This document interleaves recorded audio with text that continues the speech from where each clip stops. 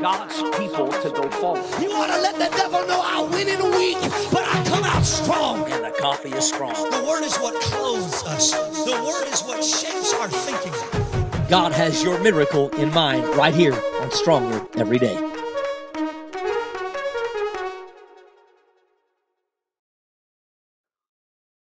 Good morning.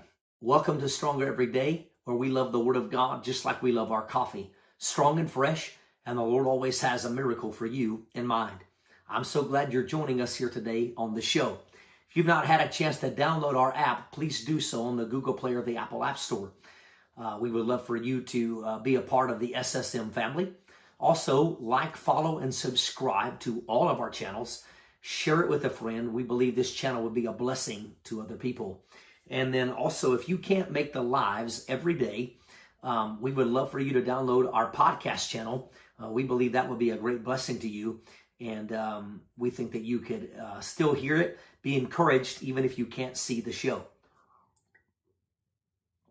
Well, we are in our series called Got Termites, and we're talking about gossip and accusation. Gossip and accusation are just like termites. They eat away the foundation of every relationship. They eat away the foundation of every community, and they eat even more detrimental than that. They can eat away at your own spiritual life. I found three distinct characteristics about termites that I found very interesting. Termites have a complex social structure. They have kings, queens, soldiers, workers, and each one of those play a vital role. Are you being used as a termite? You don't want to do that. You don't want to be used as an accuser or a gossiper. That's Satan's tool, okay? Termites also communicate through vibration. So just like you praise with a sound that creates a vibration, gossip can be the same way, going the negative direction. You don't want to communicate through that kind of vibration. You want to communicate through a holy vibration. And then termites are natural decomposers. They literally eat from the foundation inside out. And that's something that you do not want, okay? And so yesterday, we talked to you about how gossip reflects the lack of love. We talked about gossip thrives on other people's failures. We don't want that. We talked about how love covers the multitude of sin. It's impossible to love and gossip simultaneously. We really believe that. Gossip is rooted in selfishness. It's never rooted in love. Love seeks to protect. It doesn't expose. It doesn't exploit. Okay? Today, this one is going to be a little self-reflective. Proverbs 18:7 says this: the mouth of fools are their undoing. Their lips are the snare of their very lives. So, this is how you can learn about gossipers, how it harms the speaker, okay? It harms the person who's gossiping. It doesn't just hurt, the receiver. It hurts the giver, the speaker. That's number 4. This is day 4. So, I'm going to show you how it damages you as the gossiper. Number 1, it damages your credibility. Let me explain this to you. If you're talking about me to someone else, 9 times out of 10, you're talking about someone else to me. And it hurts your credibility. If I start hearing you talk about 1,000 other people, I know that you do this to everyone. I want you to hear that. That's heavy. It damages your credibility. It doesn't hurt anyone else really. Well, it hurts other people, but it really hurts you. It really hurts you. It hurts what you're after, and it hurts your life. It damages your credibility. It shows the lack of immaturity and self-control.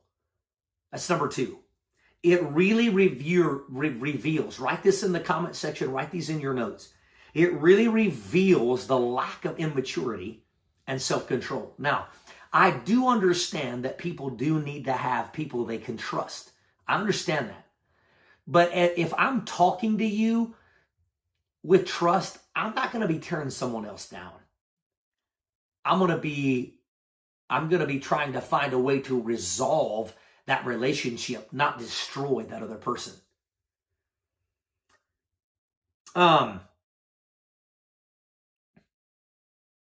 It invites judgment on yourself. I want you to catch that. Okay? It invites judgment on yourself. That's number 3. It invites judgment on yourself. The Bible said, judge not lest ye be judged. Or in other words, what he's saying there is this: take care of your own mote in your own eye before you worry about someone else's. Make sure you're not just exploiting someone to exploit them, to gossip about them just to exploit them. That's not going to be good. That's not going to be what you need. It's not going to be what they need. It's going to hurt them. Okay? Remember, words have power. That's number 4. Your words carry power. So remember that there's either life in your tongue or death in your tongue. What are you carrying to someone else? Excuse me. That's a great question. What am I carrying to someone else? And then listen to this. Gossip plants seeds of bitterness in your own heart. You start planting seeds of bitterness in you before you plant them in someone else when you gossip. That is a powerful thought process. That is a powerful understanding that, man, I need to make sure that I'm not gossiping, because if I'm gossiping, I'm 9 times out of 10 planting a root of bitterness in my own heart towards who I'm gossiping about. And then I'm also planting that in someone else's. Don't be a termite. Do not be the termite of gossip or accusation. So glad you joined us here today on Stronger Every Day.